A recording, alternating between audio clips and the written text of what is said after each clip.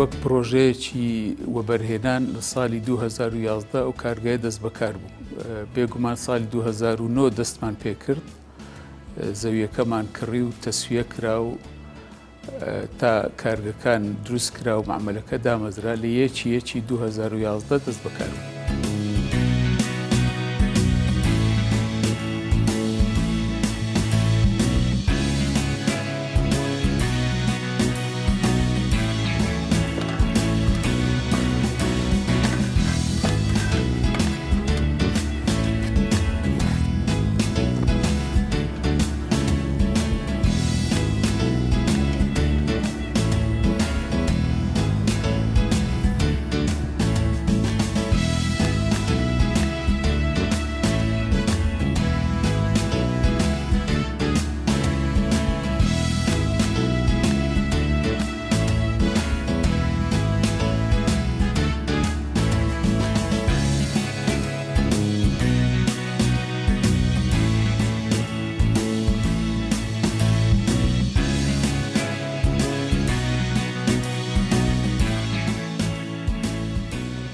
سیستەمی کارگەی ئێمە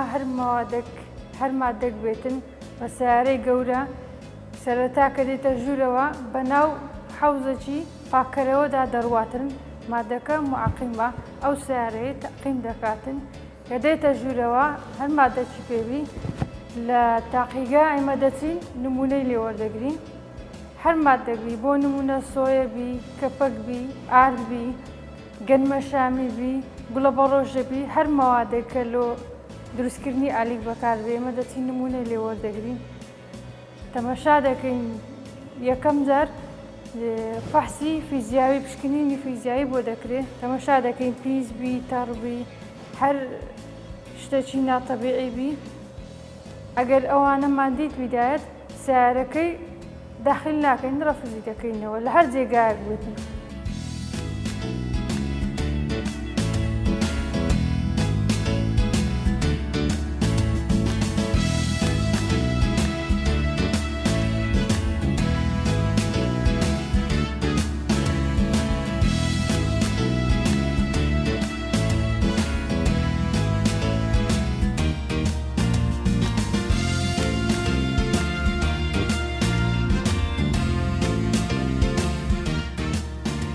دەینینە ناو تاقیگا پشکنینی دووەمی بۆ دەکەین پشکنینی دووەمیش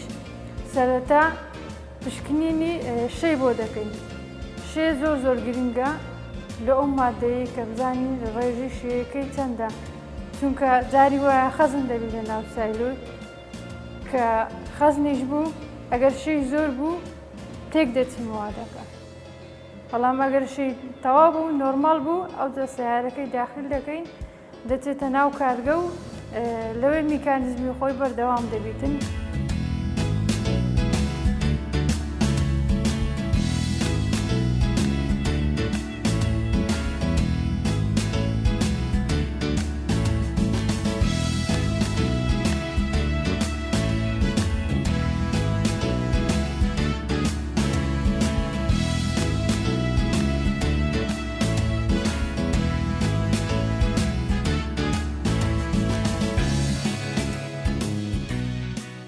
پشکنینی دووەم پشکنینی کیمیاوی لە ناو تاقیکە دەکرێتن بە مادەی کیمیاوی وەکو پشکنینی شێ، پرۆتین، ڕیشاڵ، چەوری، ئاش و پشکنینی ژەهراوی بوون، پشکنینی کانزایەکان فسفۆر، سۆدیۆم و کالسیۆم و چەند مادێکی کانزایی هەیە پشکنینی بۆ دەکرێت.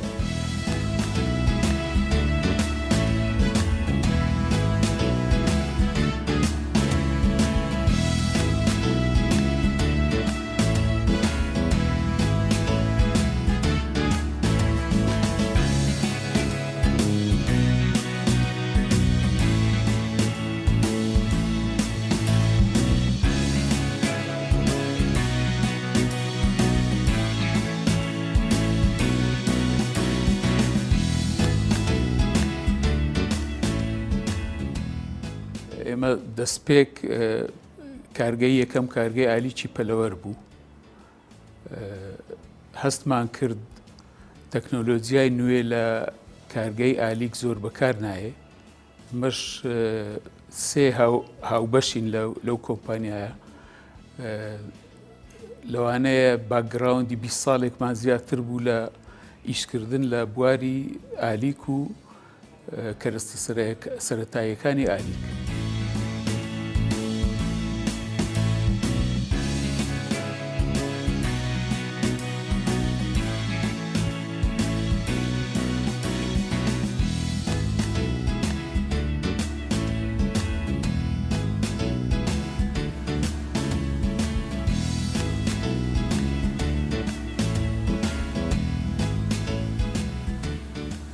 بەرهەمەکانی ئێمە هەموو عێراقی گرتوتەوە تا بەسڕا،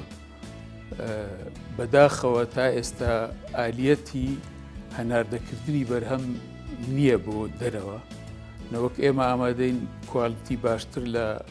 وڵاتانی دەوروبەر بەرهەم بێنین و بۆ دەرەوە بینێرین. چەند جاریش لە کۆبوونەوەمان لەگەڵ وەزیری کشت و کاڵ داوامان کرد هەڵێک بڕەخسێنێ بۆ ئەوەی بتوانین هیچ نەبێ بڕێکی کەم هەناردە بکەین تاکۆ بزانن لێرەش دروستکردنی ئالیک پێشکەوتووە و بە تەکنۆلۆژیای نوێ، بەڵام نەکرا.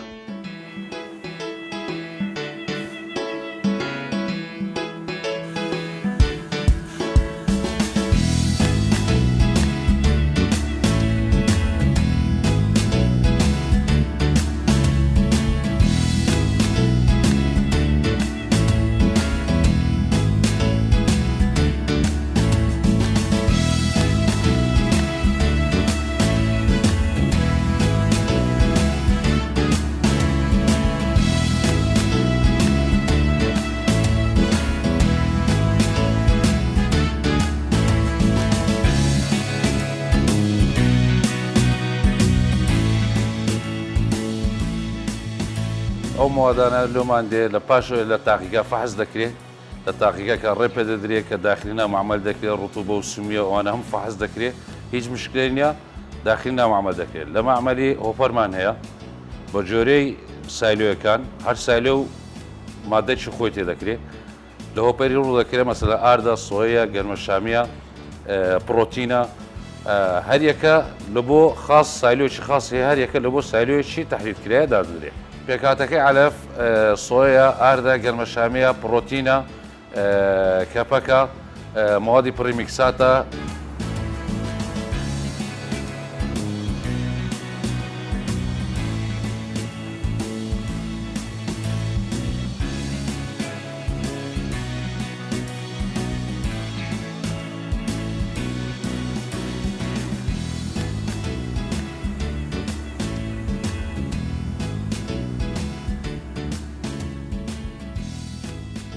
میزانی گەورەمانەیە 2 تۆن وەزن دەکا، هەر مادە و بە قیاسی خۆی بە نسبەی خۆی مەسەلەن ڕقەمیەکە ڕقەم 2 ڕقەم 3 بە قیاسی خۆی ڕادەشیشی لە بۆ جاڕوشەی دەچی جەڕش دەکا، لە پاش جاڕوشەی 2 تۆنەکەی کۆ دەکاتەوە هەتاکو و جەڕشی تەواو خلاص دەبی، ئیدی لۆ میکسەری دەچی، لە میکسەری لێوێندەر 3 دقە تا 4 دقە خەبت دەکا، میکسەری دەکا، ئیضافاتی پڕیمیکساتی بلێن ڕوونە، پرمیکساتە ئەوانە لێوێندەر ئیضافە دەکرێت 3 دقە تاکو 4 دقە. لە پاش 3 دقە ئۆتۆماتیک بۆ خۆی یەکسەر دەرکە دەکاتەوە دێتە خوارەیە لە بۆ پلیتی دەیبا، لە بۆ پلیتی لێوێندەر بخار نزیکی 75 تا 80 دەرەجە بخاری لێ دەدا، لۆ تەعقیمیە لە بۆش علەفەکە وەکو هەویری لێ بکە لەوەی مەعەجن بێ حاضر بی لە بۆ کەپسکردن. دوایە لە بۆ پلیتی دەچی، لە پلیتی لێوێ کەپس دەکا، کەپس دەکا لە بۆ مجەفی دێتە خوارێ، لە مجەفی لەوێ ساردکەرەوەیە ڕوتوبەی زۆرە لێوێندەر وزاییدەن گەرما دەبی ڕوتوبەی دابەزی و 11 و هەتا 12 و تقریبا ئەوەندا پاشان سار دەبتەوە ئیدی دەبتە علەفێکی تەواو لە بۆ سایلواتی خەزنی دەچی و لە ڕێ غەربیلی شەیە تەبعاً ئەو غەربی لە هەنچی تۆزە بەگەکە تێ دەگەڕێتەوە لۆ پلتی ئەویدی علەفی تەواوە لە بۆ خەزانی و لۆ فەردەی 50 کیلۆی وەزن دەکاتنەوە سارەی بار دەکرێت.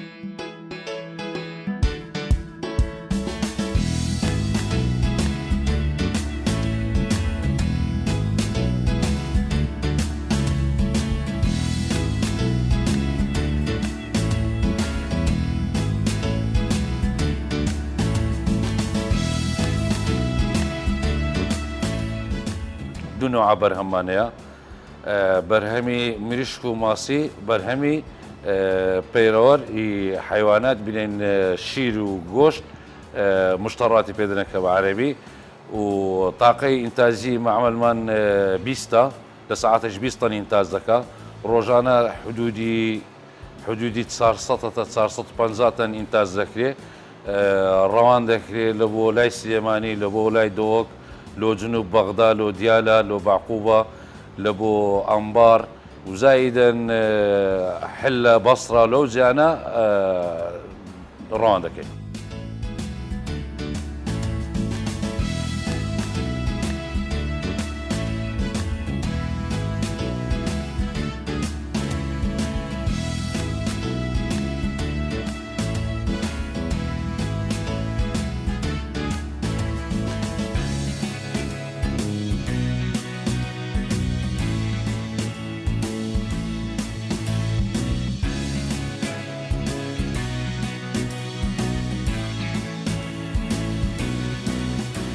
ئەمە ڕۆژانە ئەو فلتەرانە خاوێن دەکەینەوە لە بۆ هیچ ئاسنەکە هیچ مادەک کە زەرەری لە بۆ علەفەکە هەبی یان لە بۆ معمەلەکە هەبی نەکەوتە ناو ئەو علەفەیە. پاش ئەوەی کە ئەمە ڕۆژانە ئەو فلتەرانە خاوێن دەکەینەوە ئەو مادە ئەوەلیانە کە دێنە ناو معمەل تەوزین دەکرێن لە پاشەوەی کە تەوزین کران بەستە دەکەن غەربیل دەکرێن لەو غەربیلانە هەر شتێکی کە مەغناطیسەکان نەیانگرتێ لەوێ دەژیرێ نایلۆنە دارە ئەو شتانێک کە بە مەغناطیس نانووسێتن کە پاشەوەی کە لە فلتەرەکانی مەغناطیس دەرچوو و لە پاشان لە غەربیل دەرچوو دەچتە ناو زاڕۆشەی ئەو مادانێک کە پاودەرن دەست نەخاتەشی بتاختێنێ بە زوودا دەستنە ناو میکسەری بەبێ غەربیلکە بەبێ زەڕشکردن بەس ئەوانەی کە پێویستیان بە زەڕشکردن هەیە بە وردکردن کە هەیە دەستنە ناو خۆتی زاڕۆشەی و زەرش دەکرێن و لە پاشان دەستنە ناو میکسەر کە لە ناو میکسەر ماوە هەموو ئەو مادە ئیزافیانە وەردەگیری کە ڕوونە و مادە پریمیکساتەکانە و ئەو مەسەلەن هەر مادەشتێکە پێویست بی لە بۆ خەڵتە علەفەکەی.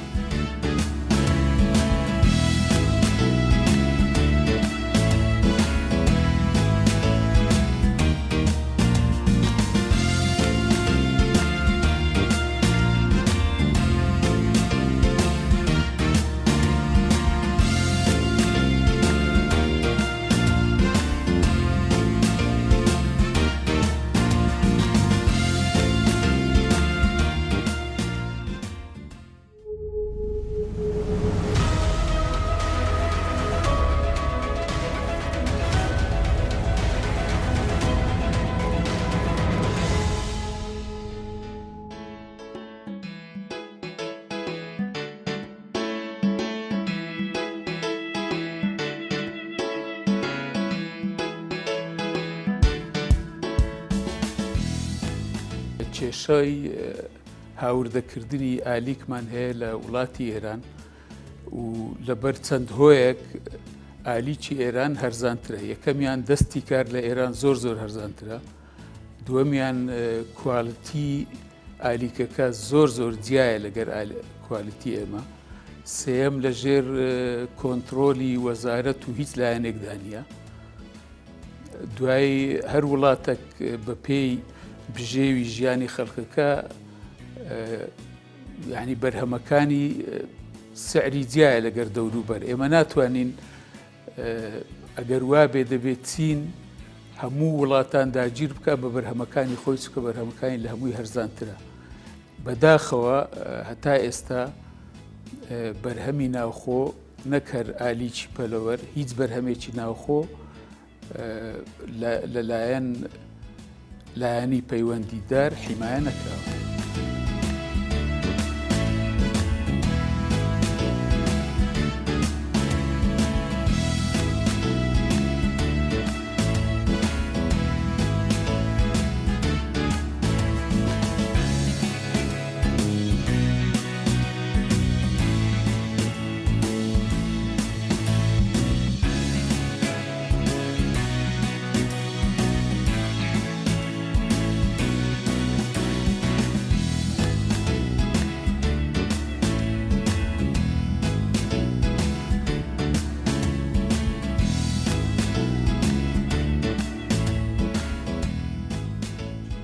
مشتریەکانی ئێمە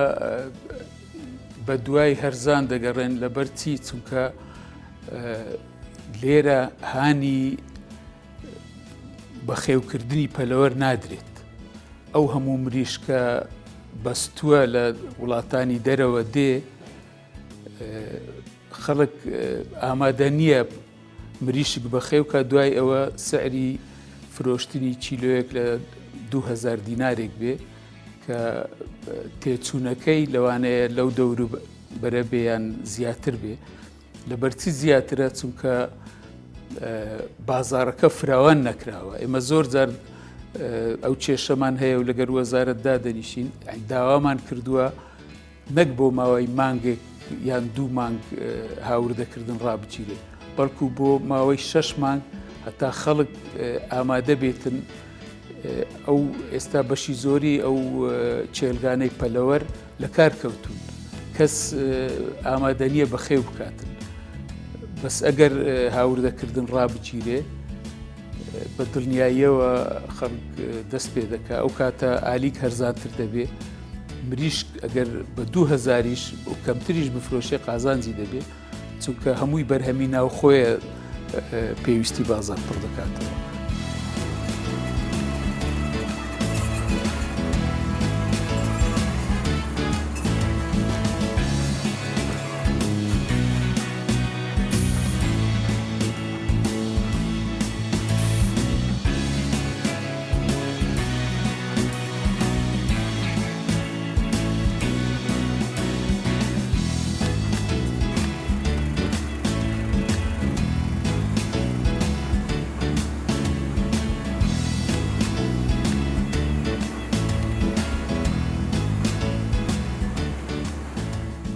بەشی دووەمان لە کارەکەی ئێرانە بەشی دومی ئالیکی پەلەوەرە کە لە بۆ میریشکە مەرحەلەیەکە مەرحەلەیەک لێرانە نیزامەکی گرانپڵمان هەیە کە علەفەکە وردەکە تەمەنی گچکەترە دەبی دنکەکانی گچکەبی لەو بەشەی دەتوانین ئەوەی دروستکەین و کە دەگاتە تەمەنی 35 ڕۆژی 12 لە پاش 1235 ڕۆژی نوعی دووەمە علەفەکەی پلتەکەی 4 ملیمە حجمەکە گچکەترە 4 ملیمە نوعی دووەمە. نوعی سێمی عینەن 4 ملیمە بەڵام تۆزێ درێژترە حجمەکەی تقریبا 2 سانتیمەک دەرەچی.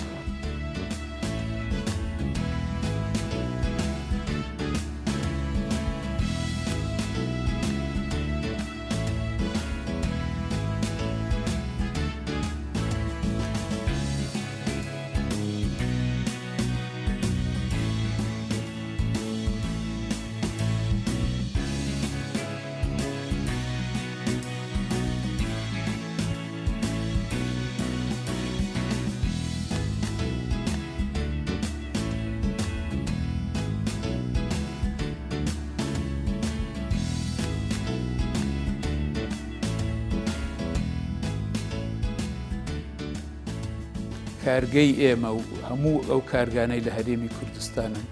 لە ڕووی کواڵیتی ئالیکەکەیان لە ئالیکی دەوروبەر باشترە لەوە لە 100% دڵنیام نەک کارگەی خۆمان هەموو کارگەکان هەموو کارگەی ئالیک دوای ئەوە هۆرمۆن و شتیوا چونکە لەوانەیە وڵاتێکی وەک تورکیا بەخۆی بەرهەمی هۆرمۆن بینیتن بۆ ئەو هەرزان بێ بەس ئێمە کە هاوردەی دەکەین گرانە ینی هەرچەندە هەوڵ نەدراوە ئاگاداریش نەبووم ئێمە نە هیچ کارگەیەک شتێکی وای دروست کرد بێ کە زوو پەلەوەرەکە گەورە بێ و یان شتی خراپی بێ.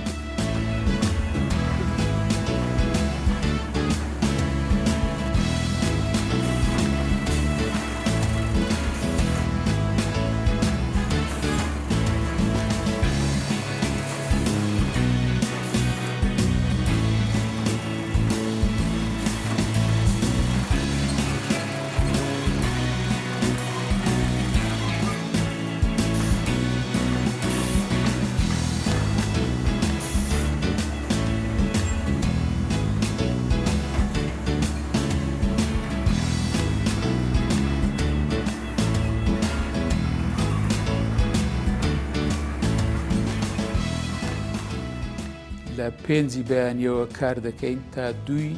شەو نزیکەی 3 شەفت کار دەکەن. 2 کارگەمان هەیە، کارگەیەکیان هەر سەعاتی 20 تەن بەرهەم دێنێ، کارگەکەی تریان 30 تەن بەرهەم دێنێ. بەڵام جۆری دروستکردنی علەف و هەندێک جار هەندێک کێشەی تەکنیکی